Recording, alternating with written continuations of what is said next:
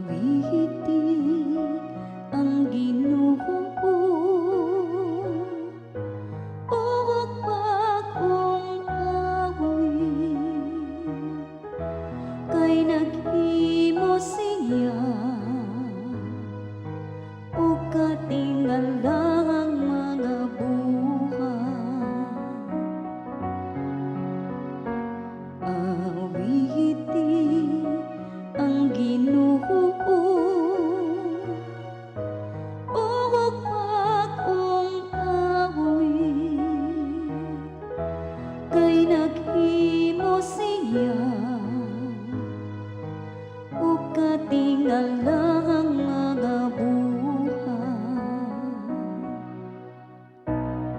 Awiti ang Ginoo, ug bagong awit, kay naghimo siya ug katinggalang mga buhay.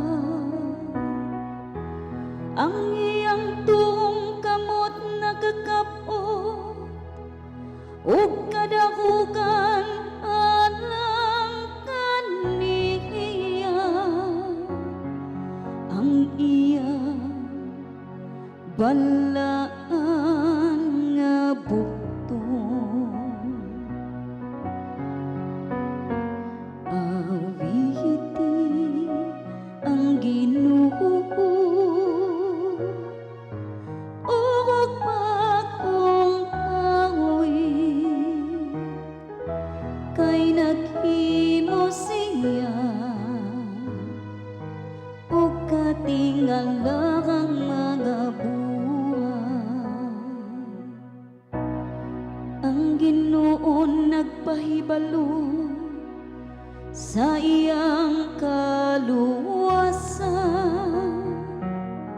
sa tubangan sa kanasuran, iyang gipahayag ang iyang katarong. Nahinumdum siya sa iyang kaluoy,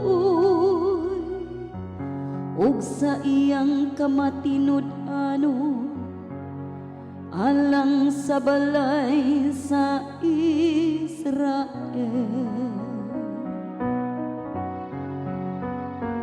Awiti ang Ginoo, ug bagong awit, kay naghimo siya ug katinggalang mga buhay. Ang tanang kautlanan sa yuta nakakita sa kaluwasan nga gihimo sa atong Dios. Awiti nga malipayon ang Ginoo. Kamong tanang kayutaan, singgit kamo sa pag-awit. Pag-awit kamo pagdaig.